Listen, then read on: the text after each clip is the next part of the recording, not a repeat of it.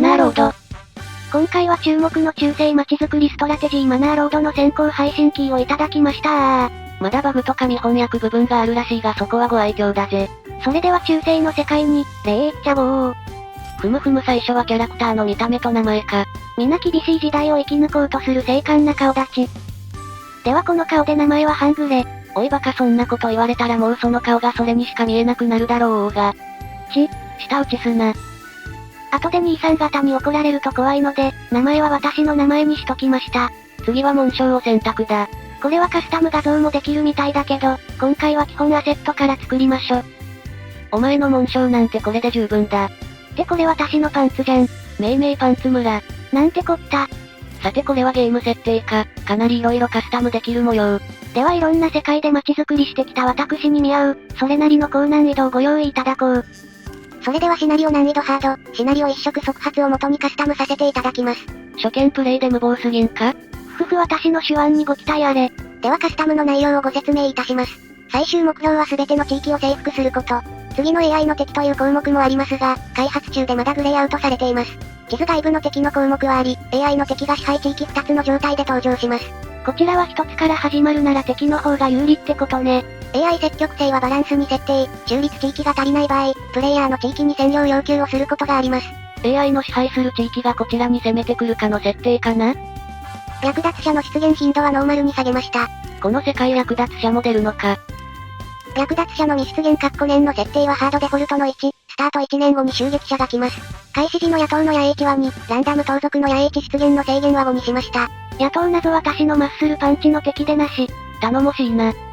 最初の季節の冬は厳しそうなので春に変更。最初の物資は標準。兵器の調達はいいえ、無料での武器の獲得はありません。居住要件の負担は1個楽にしてバランスに変更。村が大きくなる様が見たいから、村の発展の妨げが減りそうでありがたいぜ。資格は幸福度や中性なようなもので、人口増加や戦闘に影響するので普通に下げます。緯度の1の設定はデフォルト通り、地下水の場所のみとなります。先行イベントはおまけでバランスに下げときます。街づくりのプロフェッショナル私レイム、いざ自称高難易度設定に出撃だー。やったことない苦難の世界、そこに痺れる憧れる勝利条件征服、影響力を上げて地図の領土を占領しましょう。村を発展させ強大な影響力で征服だ。おお。全体マップはこんな感じで、黄色が他の村で我らは左下の赤いところか。結構マップ広そうだな。さあ村人たちよ、ここに栄光あるパンツ村を開拓するのだー。こうして何もない荒野の開拓が始まった。まずは元々ある幹線道路的なものがあるので、これに道敷いてみましょ。お、チュートリアル出てきた。これ系を見て街作れば良さそうだな。都市計画を立てるにあたっては地下水や土地の肥沃度なんかもあるのか、これも考慮せねば。井戸なんかは水ないと掘っても無駄だもんな。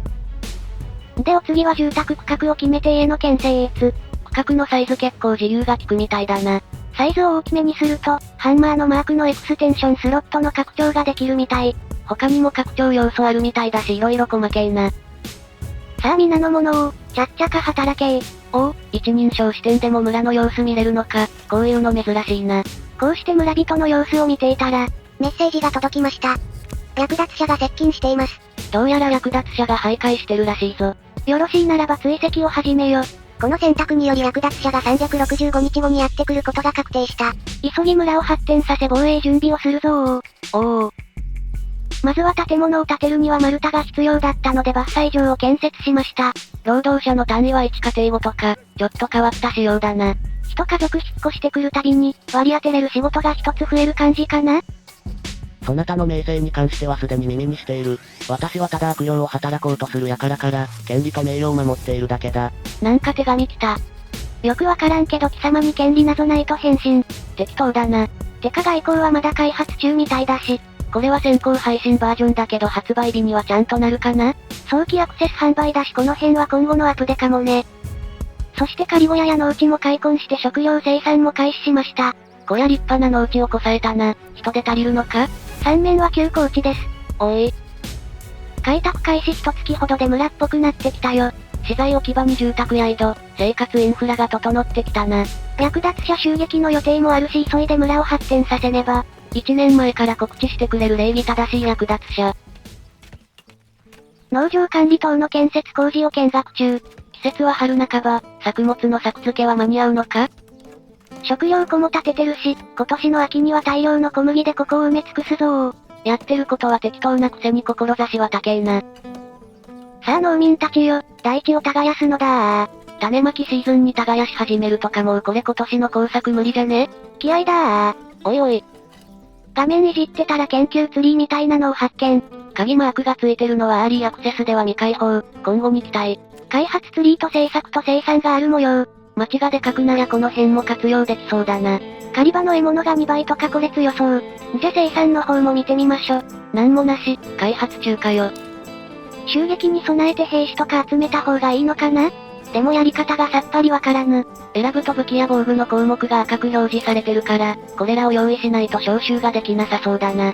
どうにかして早急に武器を集めねば。ああ、こっそり毛皮が4枚盗まれてる予定の襲撃とは別口でこそ泥もあるのか。てか人数多くない？うちの村の人口より多そう。防衛できるか心配になってきたよ。冬越しのために薪の確保とかしなきゃだから、略奪者にばかりにかかずらってる余裕もないよ。色々とやることが多そうだな。エクステンションスロットで拡張して、住宅で養鶏が始まりました。お、庭には鶏がいる。新鮮卵で食卓が豊かに。交易所が完成して交易も開始。取りまかった動物の毛皮でも売ってみましょ。これで金稼いで村の発展につなげる感じか。そして季節は秋となり収穫の季節。って小麦6しか収穫できないやないかーい。初めての小麦栽培失敗。糸かなし。まあ肉があるので余裕です。序盤は借りが手堅いぜ。露店なんかも立ち並び始めました。ここは薪の露店か。これで家庭に薪が行き渡るぜ。盗賊に薪を取られました。ちゃんと買いなさい。なけなしの小麦まで盗まれてて草。こちらは鉄の資源アイコン、武器作れないかと思い採掘を決定。それでは採掘場をホイットな。でも作ったところで働ける労働者なし。パンツ村は移民募集中。なけなしの労働者は小引き穴を建設し、こちらで板の作成をお願いしました。開拓村はやることがいっぱい。そして作成した板も使い、木造の教会を建設しました。なお、ご神体は霊夢のパンツである。ちょっと、私のパンツで何してんのよ。村の男の士気が激しく向上した。で襲撃まで残り1ヶ月になったので、装備を買いたいけどやり方がわからぬ。メイン交易を行うには交易路が必要です。交易路の設定方法がわからず困惑するのずー。そうして何も準備できぬまま、襲撃の予告日時がついに来てしまった。破滅の始まり。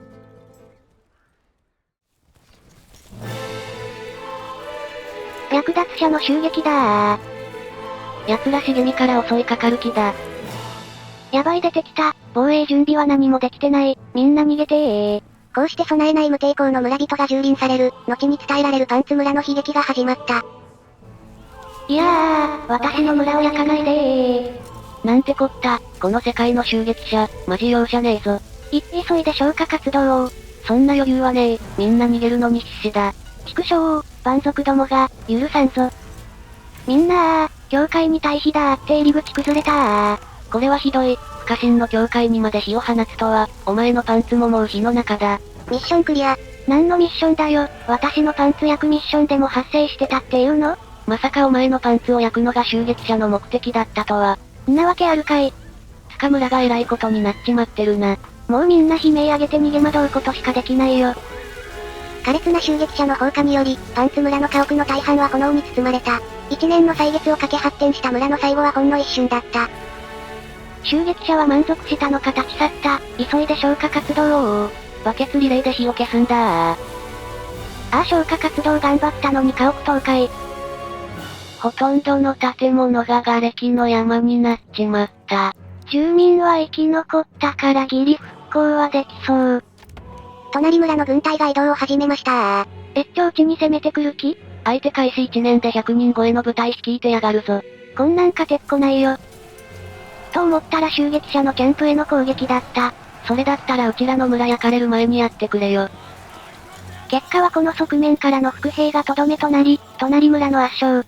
つうか普通に数の暴力だな。我が村の鬱憤がちょびっと晴れた。村に戻ると家が焼け呆然とする村人たち。住民が生き残ってるとはいえ復興きついぞこれ。こうなったらこの村は放棄だ。新たな村を作り直すぞー。ギブアップ。紋章のパンツ増えてる。それではパンツ村2枚目、スタート。初見プレイよりもう慣れてるでしょうし、今回は冬スタートにおまけしますね。ボロクソにやられたのにさらに難しくするまぞ。冬の食料と燃料の調達は厳しかったものの、なんとか襲撃まで100日残して委託の建設に成功。税の徴収ができるようになり、国庫にお金が貯めれるようになった。防衛費のため増税です。六甲四民ってどこの悪徳領主だよ。資格が下がると移民が減りますよ。知ったことか。ふむふむこれは砦の設計とな。まだまだ開発途中って感じの画面だが、自分でカスタムした砦が設計できるみたいだぜ。とりあえずビャーっと壁で囲って、外角の塔を建てる感じで建設してみましょ。完成が楽しみだぜ。邸宅を建てたら従者が増えたけど、操作方法がいまいちわからぬ。とりあえず下のアイコンから集結やらカスタムができるみたいだぞ。では早速カスタム。下のがこちら。お金使えば防具のアップグレードができるみたい。つか誰だよよしおって。こちらはサトシ。日本語入力でもバグらないかのテストです。実在のサトシさんとは一切関係ございません。で一郎と二郎。途中から数字で名前付けやがって、最後はサブローって知ろうかよ。3番目どこ行った？てへ。ではよしお、アップグレード。国庫費用18の力。もうコンビニには入れない、フルフェイスよしお爆ターン。いやパンツ村にコンビニはねえ。そうでした。カラーも赤色にカスタマイズ。さあよしお、華々しく初陣を飾るのだー。略奪者接近まであと3日、兵力は少ないがなんとか1年間で準備できたな。さあ皆の者出陣だー。って操作方法がわからん。侵略者が接近しています。おいバカもう敵来ちまってるぞ準備急げ。ちょっと待って。集結しようとしてるんだけど集結先が赤くなってて集結できないよ。後に霊夢は語る、集まる場所が狭かっただけと。ここまでやっといてただのボンミスじゃねえか。安定のやらかし自分で言うな。こうして後世に伝えられる非常な略奪事件、パンツ破り2枚目の惨事が始まった。一生懸命1年育てたパンツ村が霊夢のパンツを燃やせー。一体何が彼らをここまで駆り立てたのだろう。マジこの世界の襲撃者は容赦ねえ。放火でまた更地にされちまうぞ。あっこら、露天のものを取るな盗っ人家業もしっかりある、抜け目ない襲撃者だ。結果2枚目のパンツも焼き払われ、住民たちは村を失った。そうこうなったらこの村は捨てるぞ。新しいパンツの準備だお前の家のパンツが先になくなるか、その前に襲撃者を倒せるか勝負だ。家からパンツ持ってきたどー。ってお前苦労がたたったのか顔老けてるぞ。気にすねー。まあいい、それではパンツ3枚目、始めー。自称街づくりのプロフェッショナル、草があまりにひどいので今回は襲撃なしでプレイしてください。そんなお前雑魚すぎるからとりあえず、安全な状態で一旦街を大きくしてみろよ。そしてしばらく経って風車とか無駄に立つ、そこそこ大きい村に発展したある日。お前、こんなところにあったんかい。プレイ3回目でやっと交易路の作り方に気づいた。これで装備品の輸入ができる、民兵とかの召集もこれで可能なはず。襲撃者撃退の活路がやっと見えてきたぜ。よしこれで勝てる、襲撃者どもにリベンジだー。こうなったら平和な村にとどまる理由なーし、あっきはびこる世界に再出発だー。怒りのババアパンツ4枚目だ。でもそろそろ勝たないと動画的にあれなんで、襲撃の出現1年から3年にしてくだちゃい。自称街づくりのプロフェッショナル草、へたれる。いやいつも10分程度の尺でやってるのにすでに14分だよ。また次負けて勝つまでやったらこの動画超長くなっちゃうじゃん。言い訳すんな早口になってんぞ。それでは略奪者まで3年の猶予のある若干緩い設定にしておきますね。さあせーん。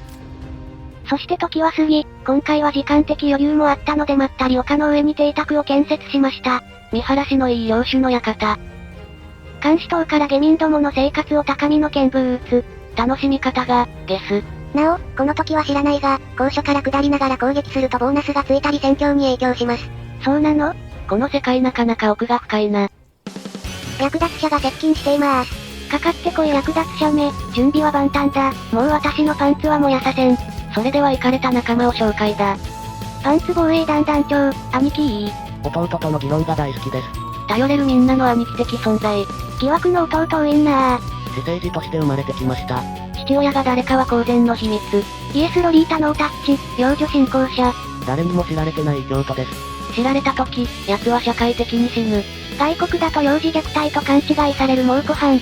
お尻に傷跡があります。ドラゴンによるものだと主張します。